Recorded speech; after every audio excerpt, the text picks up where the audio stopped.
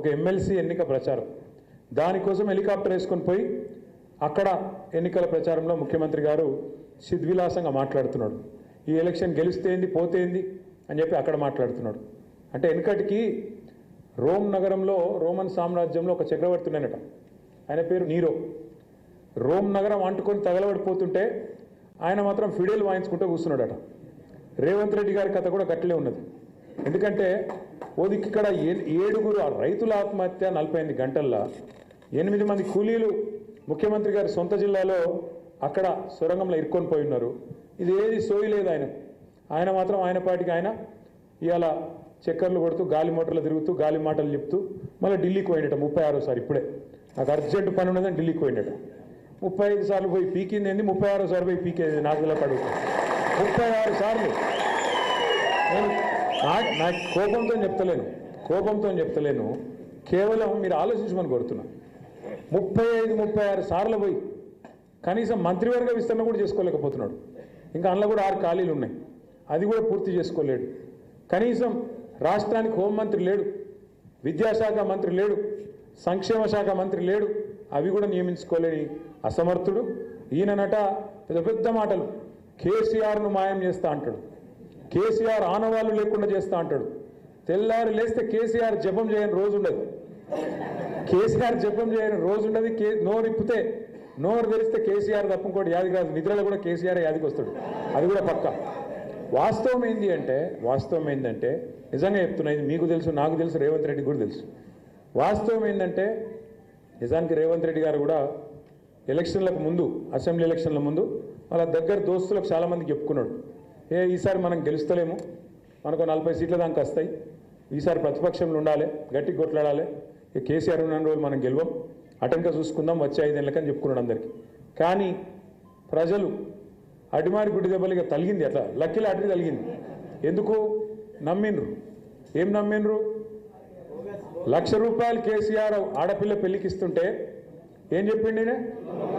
కేసీఆర్ గారు ఇచ్చే 1,00,000 పెళ్ళి అయిపోయాక వస్తుంది, పెళ్ళి అయిపోయి పిల్లలు పుట్టేటప్పుడు వస్తుంది. మీరు ఇట్లా లగ్నపత్రిక పెట్టుకోగానే ₹1,00,000తో పాటు తులం బంగారం ఇస్తా అని చెప్పి ఆడపిల్లల మనసు కొల్లగొట్టిండు. అట్లే రైతులకేం చెప్పిండు? రైతన్నలందరికీ కేసీఆర్ బిచ్చమేసినట్టు 10,000 ఇస్తుండు, నేను 15,000 ఇస్తా. కేసీఆర్ ₹1,00,000 మాఫ్ చేసిండు, నేను 2 లక్షలు మాఫ్ చేస్తా. కేసీఆర్ మాఫ్ చేయంగా మొత్తం లాభపడ్డోళ్ళు కూడా అర్జెంటుగా బ్యాంకు గురుకుండ్రి, ఊరికి మీరు 2 లక్షలు తెచ్చుకోండి, నేను వస్తూనే ఉన్నా, రాగానే ఎంబడే డిసెంబర్ 9 నాడు సంతకం పెట్టి రుణం మొత్తం మాఫ్ చేస్తా అన్నాడు. ఇలా రేవంత్ రెడ్డి గారి ప్రభుత్వం వచ్చి ఒక 450 రోజుల దాకా అవుతా ఉంది.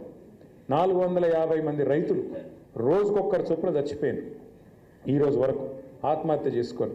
మనం ఆలోచించాలి, మరి కేసీఆర్ ప్రభుత్వమేమో ఈ పరిస్థితి లేకుండే. కేసీఆర్ ప్రభుత్వంలో మనం చెప్పుకున్నాడు కాదు, కేంద్ర ప్రభుత్వం పార్లమెంట్లో చెప్పింది, రైతు ఆత్మహత్యలు భారతదేశంలో అత్యధికంగా తగ్గించింది కేసీఆర్ ప్రభుత్వం, తెలంగాణ రాష్ట్రం అనే మాట మనం చెప్పుకున్నాడు కాదు, కేంద్రం ప్రభుత్వం పార్లమెంట్లో చెప్పిన మాట. మళ్ళీ ఒక్కసారి ఆత్మహత్యలు ఎందుకు చాలైనాయి? ఏం జరుగుతున్నది? ఇది కాలం తెచ్చిన కరువా, కాంగ్రెస్ తెచ్చిన కరువా? మనం అర్థం చేసుకోవాల్సిన అవసరం ఉంది. కేవలం కేసీఆర్ మీద కోపం, కేసీఆర్ ఆనవాళ్ళు ఉండొద్దనే ఒక ఆరాటం, దాంతో ఇవాళ మేడిగడ్డ కాళేశ్వరంలో 3 రిజర్వాయర్లు, 19 పంప్ హౌజులు,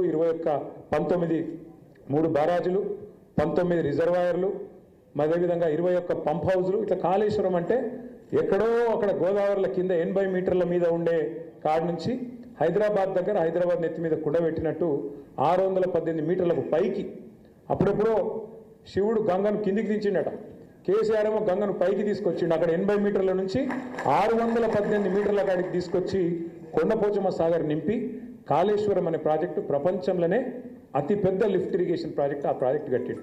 అందులో 3 బ్యారేజీలు ఉన్నాయి.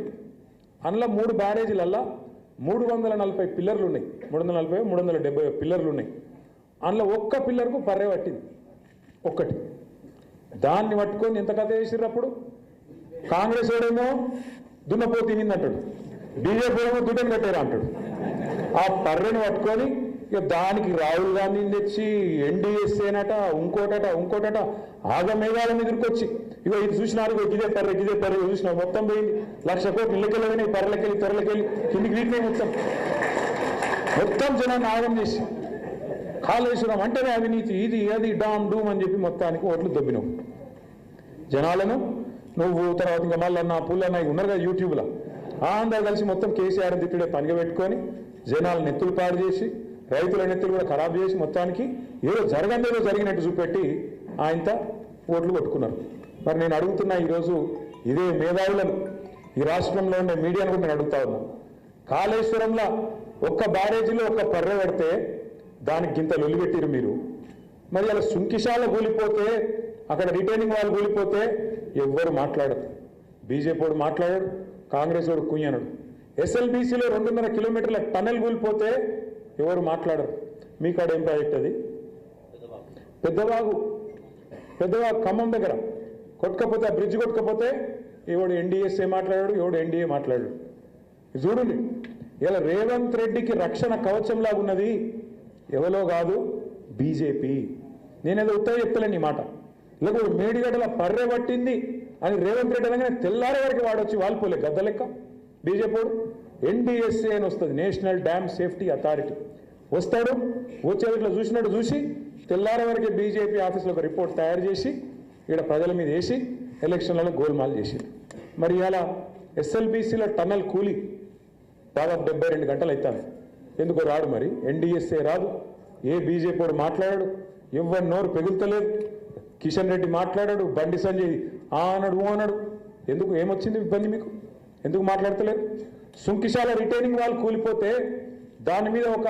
సోదరుడు మహబూబ్నగర్ జిల్లాలో గవినోల శ్రీనివాస్ అని ఉంటాడు ఆయన ఆర్టీఐ కింద దరఖాస్తు పెట్టుకున్నాడు ఎంత నష్టమైంది ఎందుకు కూలిపోయింది చెప్పాలి కాంగ్రెస్ ప్రభుత్వం అవినీతి వల్ల కూలిపోయిందా ఏమిటికి కూలిపోయింది చెప్పాలంటే ఏం ఆన్సర్ ఇస్తారు తెలుసా ఏం జవాబు ఇచ్చారు ఎరికేనా ఇది దేశ భద్రతకు సంబంధించిన అంశం మీకు చెప్పమాట ఏది రిటైనింగ్ వాళ్ళు సుంకిశాలలో కూలిపోతే అది దేశ భద్రతకు చైనా సరిహద్దులు ఉందా పాకిస్తాన్ సరిహద్దులు ఉందా గీడ ఆంధ్ర తెలంగాణ బార్డర్ కార్డు ఉంటే అది కూడా మన తెలంగాణలో ఉంటే అందులో రిటైనింగ్ వాళ్ళు మీ అవినీతి వల్ల కూలిపోతే మీ కమిషన్ల వల్ల కూలిపోతే దాని మీద బీజేపీ వాడు మాట్లాడాడు ఒక తమ్ముడు శ్రీనివాస్ అడిగితే దేశ భద్రతతో ముడిపడిన వ్యవహారం కాబట్టి సమాధానం చెప్పా అంటున్నది రేవంత్ రెడ్డి ప్రభుత్వం అదే ఈరోజు ఎస్ఎల్బీసీలో టన్నల్లో కూలిపోతే బీజేపీ వాడు మాట్లాడాడు ఈ రెండే కాదు నేను చెప్పేది ఒక్కసారి జాగ్రత్తగా వినండి ప్రధానమంత్రి నరేంద్ర మోడీ గారు వస్తారు తెలంగాణ పార్లమెంట్ ఎన్నికల ప్రచారంలో ఏమంటాడు ఆయన వచ్చి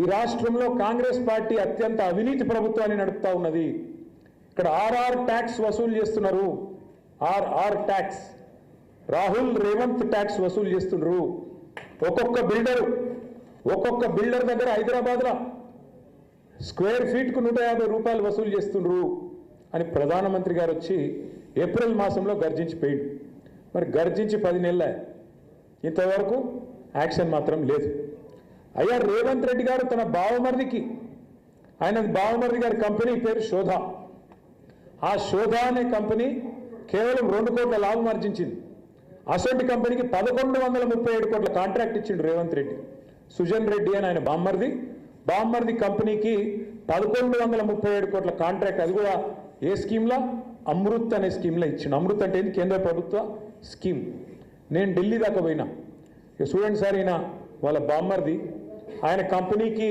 ఎలాంటి అర్హతలు లేవు 2 కోట్లు వాళ్ళ కంపెనీ లాభము మరి 2 కోట్ల లాభం సంపాదించే కంపెనీ 1137 కోట్ల పనిచేస్తుందంటే ఊళ్ళో చిన్నపిల్లగారు కూడా నమ్మడు గా కంపెనీకి ఇస్తే మీరు విచారణ చేయరా సార్ అని చెప్పి ఆ సంబంధిత మంత్రి గారికి మున్సిపల్ మంత్రి గారికి ఢిల్లీలో ఆయనకు దరఖాస్తుతో పాటు మొత్తం ఆధారాలు ఇచ్చి 6 నెలల ఆయన ఉల్కడు పల్కడు అట్లే ఇక్కడ పొంగులేటి శ్రీనివాసరెడ్డి గారి ఇంటి మీద ఈడీ రైడ్ అవుతుంది ఈడీ రైడ్ అయ్యి ఇప్పటికి దగ్గర 160 రోజులైంది అందులో ఏం దొరికిందో ఏమని తెలియదు బ్రహ్మరహస్యం ఈడీ నోరు ఇప్పాడు పొంగులేటి నోరు ఇప్పాడు ఇవన్నీ ఏనికి సంకేతం మరి ఎవరిని కాపాడుతున్నారు ఇవాళ రాష్ట్రంలో బీజేపీ మీద ఒక్క మాట రేవంత్ రెడ్డి మాట్లాడారు మీరు చూడు తెల్లారులేస్తే కేసీఆర్ తిట్టుడే తప్ప బీజేపీ మీద పల్లెత్తు మాట్లాడాడు దబ్బని ఎప్పుడన్నా రాహుల్ గాంధీ ముళ్ళుగర్ర పెట్టి పొడిస్తే ఇట్లా ఏదో మాట్లాడినట్టు చేస్తారు తప్ప ఎన్నడూ భయం భయం భయం. ఏం జరుగుతుంది రాష్ట్రంలో? ఏం జరుగుతుంది అంటే తెలుసు, కాంగ్రెస్కు తెలుసు, బీజేపీకి తెలుసు. కేసీఆర్ పార్టీ ఉంటే ఈ ఇద్దరి ఆటలు సాగాయని తెలుసు కాబట్టి ఇద్దరు కలిసి కేసీఆర్ గారిని మన పార్టీని ఖతం చేయాలన్నదే వాళ్ళ ఆలోచన. సక్సెస్ అయినరు కొంతవరకు. అసెంబ్లీ ఎన్నికల్లో కుమ్మక్క అయినరు, సక్సెస్ అయినరు. పర్రె పెట్టంగానే ఢిల్లీకి వెళ్ళి ఉరికి రావాలి, రిపోర్ట్ ఇవ్వాలి, ఆగమాగం దున్నపోతూ ఈయన ఆయనగానే దుడ్డను కట్టి ఈయనని మొత్తానికి గోల్మాల్ గోవిందం చేసి మనని ఓడగొట్టిరు. సరే ఓడగొట్టిరు, ఏం కాదు. ఎందుకంటే 2 సార్లు ఇదే ప్రజలు మనకు అధికారం ఇచ్చారు. ఇప్పుడు ప్రతిపక్షంలో కూర్చోమని చెప్పి ఆదేశం ఇచ్చారు. మరి ప్రతిపక్షంలో కూర్చున్న తర్వాత మేము కూడా జాగ్రత్తగా గత 14-15 నెలలుగా అన్ని గమనిస్తూ ఉన్నాం. ఇప్పుడిప్పుడే మన వాళ్ళకి అందరికీ అర్థమవుతుంది. చూస్తాను వీడియోలు వాట్సాప్లలో తిరుగుతున్నాయి కదా, ఏమేమంటారు ప్రజలు చూస్తున్నారు. ఆడోళ్ళు, మగోళ్ళు, రైతులు, ముసలోళ్ళు చూస్తుర్రా ఎన్ని మాటలు మాట్లాడుతున్నారు. నిజంగా చెప్తున్నా, మీరు నమ్ముతారో నమ్మరో కానీ అమ్మతో చెప్తున్నా, తెలుగు భాషలో గిన్ని తిట్లుంటాయని తెలియదు నాకు. అరే ఏం తిట్టుడే అది? భయం కూడా లేదు, భయం లేదు, భక్తి లేదు. గొట్టం పెట్టు ఆలస్యం రమ్మను వాడిని అంటారు. ఏడికెళ్ళి వస్తారు వాడు భయం వానుకుంది. వస్తే ఇబ్బంది కొట్టట్టున్నారు జనంలో. నేను మన కొడంగల్ పోయినాం, లగచర్ల అని ఊరు. ఆడ మొత్తం మా లంబాడ సోదరులు ఉంటారు. ఆ లంబాడ సోదరుల భూములు గుంజుకునే ప్రయత్నం చేస్తే పాపం వాళ్ళు మరలబడ్డారు. అధికారులు వస్తే ఆ రోజు నిరసన చెప్పిండ్రు, అలా నిలగొట్టిరు. అదే రేవంత్ రెడ్డి పోతే ఈపీ వెళ్ళకూడదు, అధికారులకు నిరసన చెప్పి నిలగొట్టిరు. ఇక రేవంత్ రెడ్డి అహం దెబ్బతిన్నది. అగో నా కాన్స్టిట్యున్సీలో నేను భూములు ఇవ్వమంటే మీరు ఇయ్యరా? మీ ఆయుష్యత ఎంత, మీ బతికెంత? నేను అనుకుంటే ముఖ్యమంత్రిని అని చెప్పి 40 మందిని తీసుకుపోయి జైల్లో పెట్టిండు. మొత్తం లంబాడ రైతులు, గిరిజన రైతులు, దళిత రైతులు తీసుకుపోయి జైల్లో వారేసిండు. మేము జైల్లో చుట్టూ తిరిగినాం. Parigi jail, Sangareddy jail, Cherlapalli jail తిరిగి ఢిల్లీ దాకా పోయి ఆడ human rights commission, SC commission, ST commission, women commission, అన్ని కమిషన్లు పోయి కలిసి ఇట్లున్నది ముఖ్యమంత్రి గారి ప్రవర్తన, ఆయన సొంత నియోజకవర్గంలోనే దౌర్జన్యం జరుగుతున్నది, మీరు కాపాడాలి అని చెప్పి మొత్తానికి కొట్లాడి వాళ్ళని బెయిల్ ఇడిపించినాక మొన్న నేను పోయిన ఆడికి లగచర్లో పోయినా, కోస్కి పోయినా ముఖ్యమంత్రి నియోజకవర్గానికి. నేను నిజంగా చెప్తున్నా, నేను కూడా ఊహించలేదు. నేను పోయినప్పుడు మా వాళ్ళు రమ్మంటే కార్యకర్తల సమావేశం లెక్క ఒక 3-4 వేల మంది ఉంటారేమో అనుకున్నాను.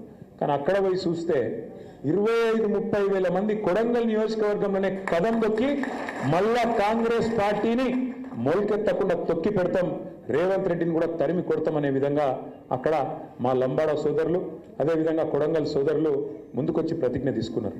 మరి రేవంత్ రెడ్డికే దిక్కు లేకపోతే మీ కడియం శ్రీహరి ఉంటాడా నేను అడుగుతా ఉన్నా. ఆయన పరిస్థితి ఏంటి అసలు? కడియం శ్రీహరి ఇలా పెద్ద మాటలు మాట్లాడతాడు. చూస్తే అప్పుడప్పుడు గమ్మత్ అనిపిస్తుంది. అది సామెతను శకునం చెప్పే బల్లి కుడితిలో పడ్డదని. అరే అసలు తెల్లారులేస్తే నీతులు మాట్లాడతాడు, ఏదో పెద్ద నీతివంతమైన మాటలు. ఆయన ఒక్కడే మేధావి, ప్రపంచంలో లేడీ ఎవరికి తెలియలేదు, ఈయనకేమున్నది అన్నట్టు పోగులు కొడతాడు. మరి గన్ని శకునాలు చెప్పే పెద్ద మనిషి, గన్ని నీతివంతమైన డైలాగులు కొట్టే పెద్ద మనిషి ఏమన్నా చెప్తుంటే రాజీనామా చేసి ఎలక్షన్ రా, దమ్ముంటే చూసుకుంటాం. గన్పూర్లో దమ్ముంటారా? పెద్ద మాటలు ఎందుకు? ఓ పెద్ద భీకరమైన డైలాగులు, బీభత్సమైన పోజులు. గాల్లె గెలుసుడు కాదు కదా. నిజంగానే నీ రేవంత్ రెడ్డికి, నువ్వు చేరిన కాంగ్రెస్ పార్టీకి ఏమన్నా దమ్ముంది, ప్రజల ఆదరణ ఉంది అనుకుంటే రాజీనామా పెట్టు రా. ఒక్క కడియం శ్రీహరే కాదు, 10 మంది వాళ్ళు ఏమనుకుంటారో నాకు తెలియదు కానీ తప్పించుకోజాలరు. సుప్రీంకోర్టులో కొట్లాడుతున్నాం, తప్పకుండా న్యాయం జరుగుతుంది. 10 ఎలక్షన్లు కూడా ఉప ఎన్నికలు వస్తాయి, బరాబర్ గిరిగీసి కొట్లాడాలి. వీళ్ళ సంగతి ఏందో చూపెట్టాలి. దయచేసి నేను మిమ్మల్ని కోరేది ఒకటే, ప్రజలకు కూడా ఇప్పుడిప్పుడే అర్థమవుతున్నది, మోసపోయినామని అర్థమైంది. మనకు ఓటైన వాళ్ళు కూడా ఇప్పుడు బాధపడతాను. ఇక బయటికి చెప్పుకోలేరు ఇమ్మీడియట్గా, కానీ కొద్దిగా టైం పడుతుంది, కానీ బాధపడతాను. కానీ ఇది మంచిదే మనకు, ఇది ఖచ్చితంగా మన మంచికే. ఎందుకంటే ప్రజలకు కూడా తెలిసి రావాలి. అప్పుడప్పుడు గాడిదని చూస్తేనే గుర్రం విలువ తెలుస్తుంది, చీకట్లు చూస్తేనే వెలుగు విలువ కూడా తెలుస్తుంది. రేవంత్ రెడ్డిని చూస్తేనే కేసీఆర్ విలువ కూడా ఇలా అర్థమవుతుంది. ఇది వాస్తవం. కేసీఆర్ ఉన్నప్పుడు మంచిగా బ్రహ్మాండంగా పడుతుండే, టంగు టింగ్ అనుకుంటే మంచిగా రైతు బంధు పడుతుండే. మరి ముఖ్యమంత్రి గారిగా సేమ్ టింగు టింగ్ అంటే బాగుండదు కదా, అందుకే ఏమనుకున్నాడు, టకీ టకీ అని మొదలు పడా. టకీ పడుతున్నాయి రైతు బంధు, టకీ రుణమాఫీ జరిగిందా, టకీ కళ్యాణ లక్ష్మి పడుతుందా టకీ టకీ ఒక్కటన్నా ఏదన్నా టకీ టకీ ఒక్క కాడ మాత్రం పడుతుంది. ఎక్కడ? ఢిల్లీలో మాత్రం మోగుతుంది టకీ టకీమని. ఇటుకెళ్ళి సంచులు మోయాలి, ఢిల్లీలో ముఠ చెప్పాలి, పదవిగా పడుకోవాలి. గంతే కదా, ఒక్కటే ఉన్నది టకీ టకీ అని దోసుకోవాలి. ఇక్కడ బిల్డర్ల కాడ, కాంట్రాక్టర్ల కాడ, భూముల సెటిల్మెంట్ల కాడ గదే పని. ఏం చెప్తారా 14-15 నెలలకెళ్ళి అంటే కదా ఒక్కటే పని మాత్రం జోరుగా నడుస్తూ ఉన్నది. ఒక్క మాట దయచేసి ఇక్కడికి వచ్చిన మా తమ్ముళ్ళు ఆలోచించాలి, ముఖ్యంగా చదువుకున్న పిల్లలు. కేసీఆర్ ప్రభుత్వాన్ని ఇదే రేవంత్ రెడ్డి ఒకసారి కాదు ఒక 100 సార్లు అన్నాడు, 1000 సార్లు అన్నాడు. అప్పుల పాలు చేసిపోయినా ఆ రాష్ట్రాన్ని, అప్పుల పాలు చేసిండు, ఆగం చేసిండు, నాశనం చేసిండు అని మాట్లాడండి. మేము మొత్తం పురుజ లెక్క తీసి చెప్పినాం మొన్న అసెంబ్లీలో. ఏం చెప్పినాం? మొత్తం 10 ఏళ్ల కాలంలో తెలంగాణ వచ్చినాక కేసీఆర్ ప్రభుత్వం చేసిన అప్పు సంవత్సరానికి 41,000 కోట్లు. సంవత్సరానికి 41,000 కోట్లు. సరే, కేసీఆర్ ప్రభుత్వం అప్పు చేసింది. అప్పుతో ఏం చేసింది అంటే కేసీఆర్ ప్రభుత్వం అప్పటిదాకా ఘోరాతి ఘోరంగా ఉన్న కరెంటు వ్యవస్థను మంచిగా చేసింది. 24 గంటల కరెంటు ఇచ్చేటట్టు అద్భుతంగా రైతులకు ఉచితంగా ఇచ్చేటట్టు అద్భుతమైన ఏర్పాట్లు చేసింది. సబ్స్టేషన్ లేని కాడ సబ్స్టేషన్ కట్టినాం, లైన్లు వేయాల్సిన కాడ లైన్లు వేసినాం, పోల్స్ వేయాల్సిన కాడ పోల్స్ వేసినాం, ట్రాన్స్ఫార్మర్ పెట్టాల్సిన కాడ ట్రాన్స్ఫార్మర్ పెట్టినాం, కరెంటు బాగా చేసినాం. అద్భుతమైన ప్రాజెక్టు కాళేశ్వరం, మొత్తం భారతదేశంలో కాదు ప్రపంచంలో అతిపెద్ద lift irrigation project. Kaleshwaram project కట్టేందుకు అప్పు చేసినాం, భవిష్యత్తు మీద పెట్టుబడి పెట్టినాం. నల్లా నీళ్ళు లేని దుస్థితి, ఆడబిడ్డల నెత్తి మీద కుండ పెట్టుకొని బిందె పెట్టుకొని కిలోమీటర్లు పోయే అవస్థ ఏదైతుండదో దాన్ని మిషన్ భగీరథతోని బ్రహ్మాండంగా మొత్తం తుడిచిపెట్టి శాశ్వతంగా ఇంటింటికి నల్లా పెట్టి నీళ్ళిచ్చిన ప్రభుత్వం కేసీఆర్ ప్రభుత్వం.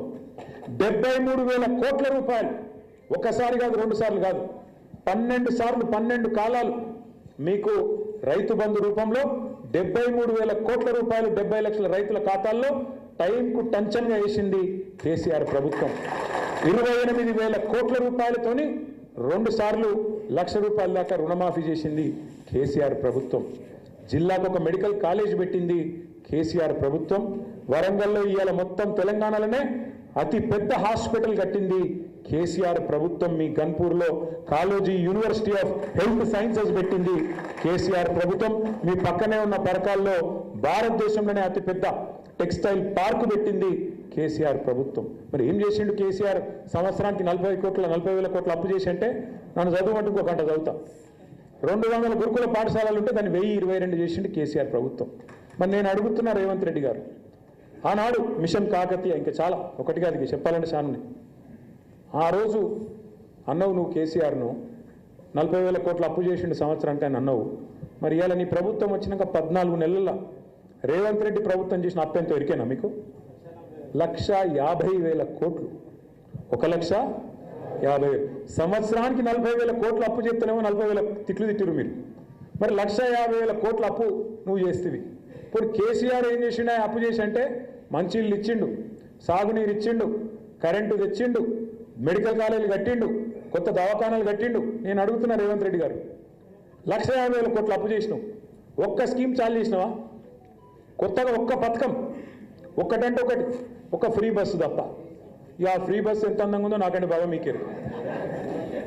మహిళా సోదరి మనలేమో సీట్ల కోసం కొట్లాడతాను, టికెట్ కొన్న మా అన్నదమ్ములేమో పైసలు పెడితేనే నిలబడబడితే మన అన్నదమ్ములు కొట్టుకోబట్టి ఫ్రీ బస్సు గట్లున్నది. అదొక్కటి తప్ప ఒక్క పథకం ఏదన్నా అయిందా? ఆ రైతు బంధుకే దిక్కులేదు. కేసీఆర్ గారు చెప్పిండు, మీకు చిలకలు చెప్పినట్టు చెప్పిండు. ఏమన్నాడు? కాంగ్రెస్ కోటేస్తే రైతు బంధుకు రామ్ రామ్ అవుతుంది, యాది పెట్టుకోమన్నాడు. ఇలా అయిందా చెప్పినట్టు? ఇలా 1,50,000 కోట్ల అప్పు చేసి కొత్తగా ఒక్క ఇటుక పెట్టలే, కనీసం ఒక గోడ కట్టలే, కనీసం ఒక పథకం చాలు చేయలే. ఏడవైనా పైసలు మరి? ఢిల్లీలో ఠకీమని ఢిల్లీలో మాత్రం రాహుల్ గాంధీ కాడ పైన ఉండే ఢిల్లీ పెద్దల